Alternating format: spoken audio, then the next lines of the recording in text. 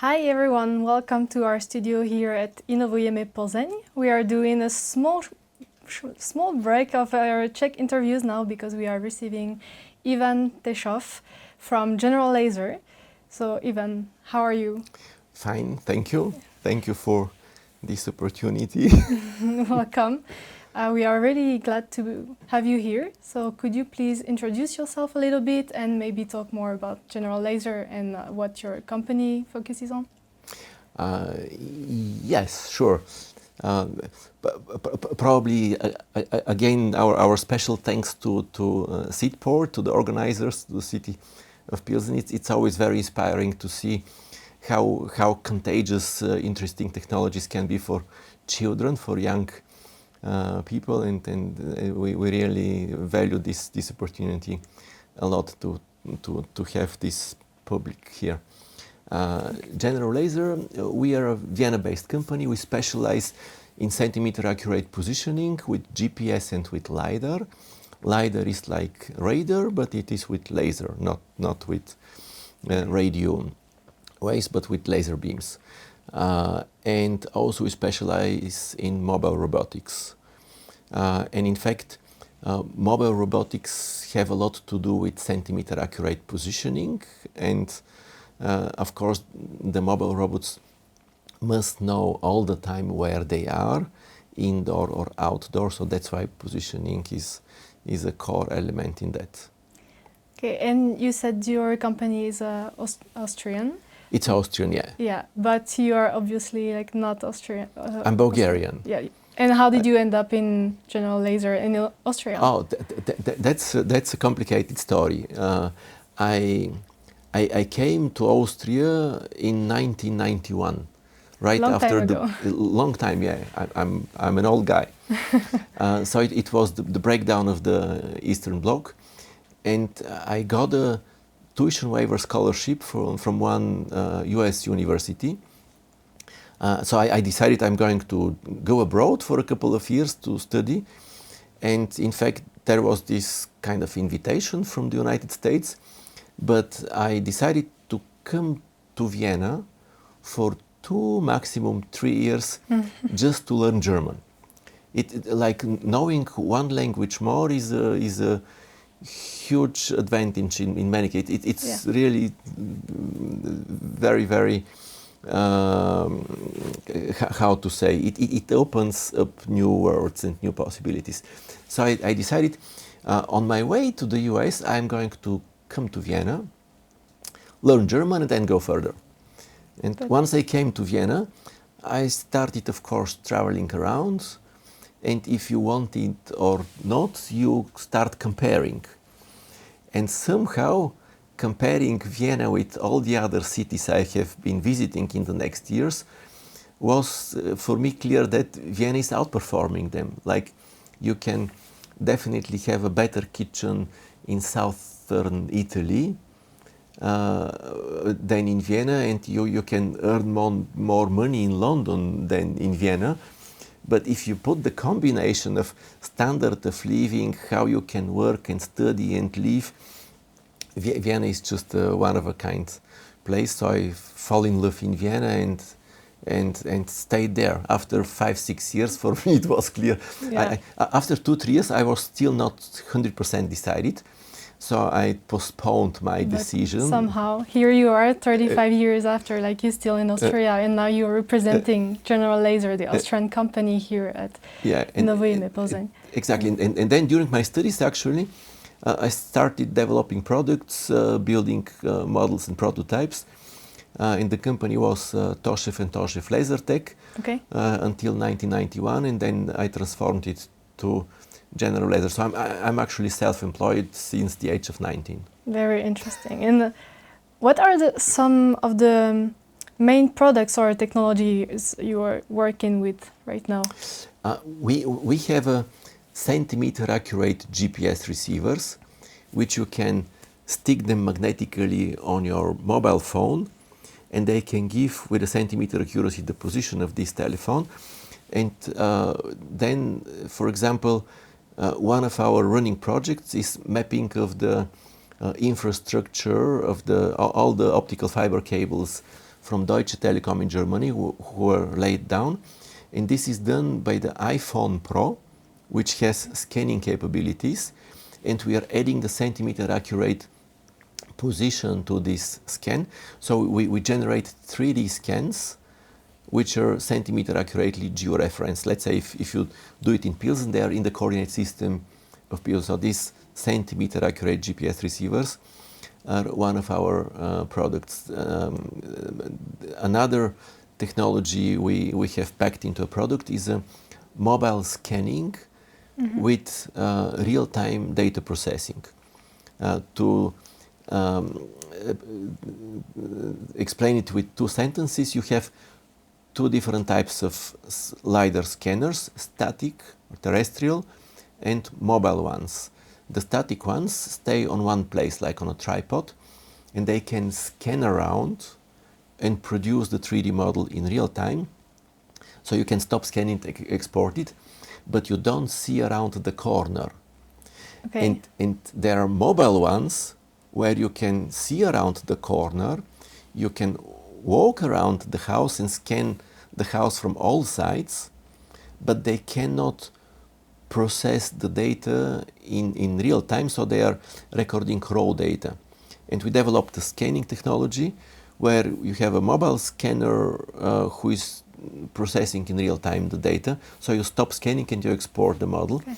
And this is also very important for, you can deploy this on a mobile robot and then do plenty of interesting work. It's perfect because it brings me to my next question, which is like, what makes your technology or approach like unique according to you compared to others in the same field? Oh, it's very easy. There is, let's say we are far positioned, let's say, far from competitors. The small device, it is called GLRM, this centimeter accurate GPS receiver, is one of its kind. In its form factor, it's unique. It's very affordable, very easy to use.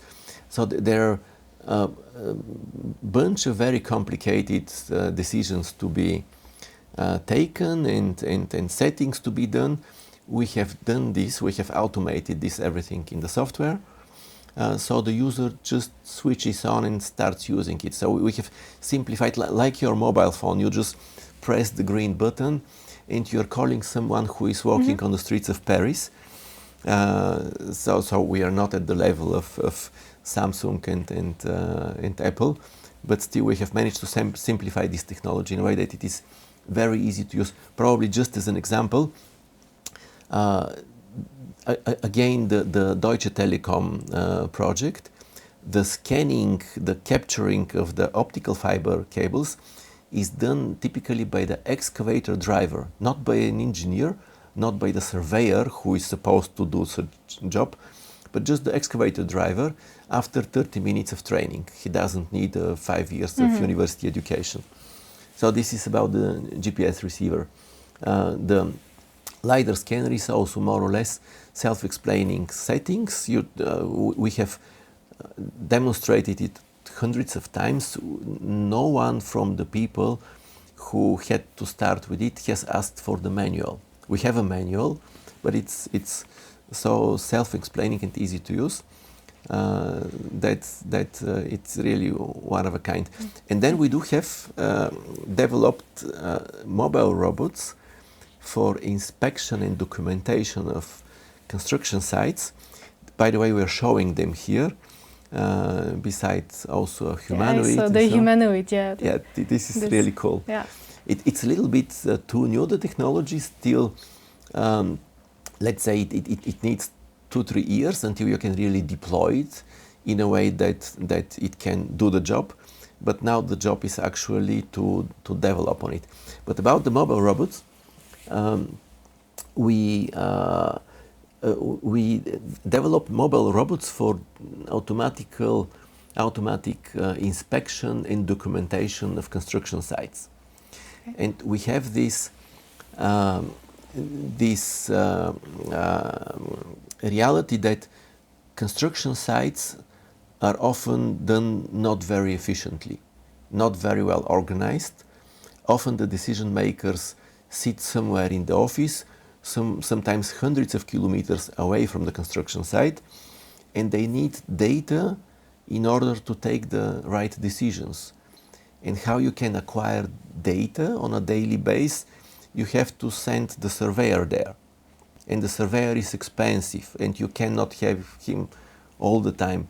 Well, if you have a huge construction site, then you can deploy a surveyor around the clock there, but usually you just send him twice a month, and this is still expensive, and you get data, or let's say the office with the decision makers and planners take data captured every 2 weeks, and until they can start taking decisions, there have been 10 other days of something being done, and if you can raise the efficiency just by better decisions, this would be a huge advantage. So we said, let's automate it, and we placed a bunch of sensors, all these 3D scanners, GPS receivers on the mobile robot, which once deployed on the construction site, it can scan every day, it can scan 10 times a day. It's not necessary, but it can. Okay. So, and it's... Sorry, this is like a very technical, and I also want to ask you like one question, because you were telling me that you are here for the 5th year right now. Yeah. And I would like to ask you, why are you here for the 5th consecutive year? Like, what brings you every year here at Inovujeme Plzeň? There is a personal story behind that. Tell me more about it. We got in touch with Seedport, and everything was fine. At some point you were looking for Boston Dynamics spot robots. Yes. We delivered this to you, and so on. But in fact, back in the past, since the age of 6, I have been building airplanes in Bulgaria, in Sofia, in structures very similar to Seedport, which were common for the socialist bloc at that time. And this was on city expenses, almost for free on 2 different places. And then I came to Vienna, and despite all the advantages of the Western system, there were many good things, advantages from the Eastern Bloc. Unfortunately, we lost many of them, but one of those structures were these working circles, very similar to Seedport. And when I saw that there is such a thing here in Pilsen, still subsidized from the budget of the city, I'm sure the city profits hugely from that. You have return of investment definitely by thousands of percent. It's a very actually small money you spend on educating children, which are building the city of tomorrow just 10 years later. Exactly, that's all the point of it. Yeah. And I came from Sofia, starting at the age of 6, building models in such a structure. I said, this is something we have to support. We have to go there. We don't care about any financial interest. We just try to spread the idea and the virus. There you are. Yeah, that's very interesting. Yeah. And have you seen something interesting here at the festival that you would recommend to the people to see? Everything like, around besides us your stand, of course, because I know like you are doing very interesting things there. Just beside us is a drone company who have incredibly good technology, miniature cameras which deliver HD resolution. They are flying around between the chairs and the people, really incredibly good. Then you have the drone port here from SIT, the drone team. Yes. Also with all the incredible... Drone is it, yeah. Yes, and you can see any kind of drones for any kind of applications. You have all these rescue and inspection drones for indoors with LiDAR sensors on board. So it's very, very interesting. Just across the place, there was a robot yesterday. I don't see it today, but yesterday there was a robot building walls from bricks. Mm-hmm. Yes, and it's very impressive. And it's kind of such of a natural approach, such a logic solution.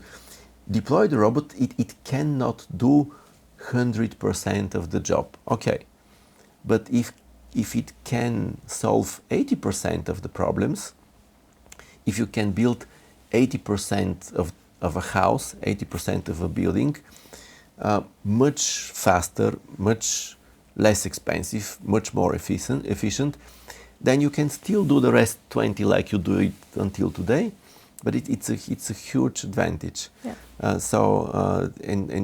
This will be part of the building industry tomorrow. It will be robotized, it will be automated.